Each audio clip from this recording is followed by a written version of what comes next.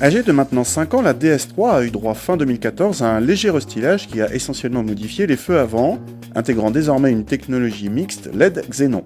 Les clignotants sont à défilement, un effet plutôt sympa mais seulement pour les autres. À l'arrière, les feux 3D sont toujours là, repris de la DS3 Cabrio depuis 2012.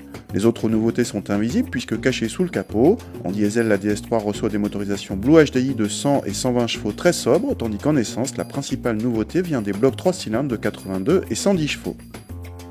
À l'intérieur, les changements occasionnés par le restylage sont minimes, à part un nouvel équipement présent pour la première fois sur une française, le freinage automatique en ville. Enfin, pour le reste, on retrouve une planche de bord très proche de celle de l'actuelle Citroën C3, plutôt flatteuse, même si elle commence à dater, avec un équipement plutôt complet sur notre voiture d'essai, comprenant par exemple le GPS, non tactile, ou la caméra de recul. À l'arrière, l'accessibilité et l'habitabilité sont moyennes pour la catégorie. Le coffre atteint 285 décimètres cubes, davantage que les Audi A1 ou Mini. Bonne surprise en mettant le contact, le petit 3 cylindres est plutôt discret et émet presque une sonorité sympathique en montant dans les tours. Très souple, il reprend volontiers dès 1500 tours, voire un peu avant, et dépasse 5000 tours s'il le faut. Agréable en ville, il arrive à donner le change sur route malgré des rapports de boîte assez longs. La commande de boîte manque au passage un peu de précision.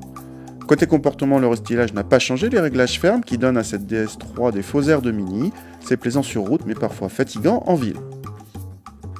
Le petit 1,2 litre turbo de 110 chevaux remplace dans la gamme le 1,6 litre VTI atmosphérique de 120 chevaux.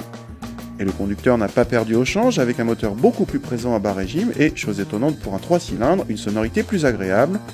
En plus, ce nouveau bloc consomme moins puisque Citroën annonce 4,7 litres de moyenne, soit 1 litre de moins que l'ancien bloc. Du coup, pas question de malus écologique. En revanche, ce 3 cylindres n'est pour l'instant pas disponible en boîte automatique.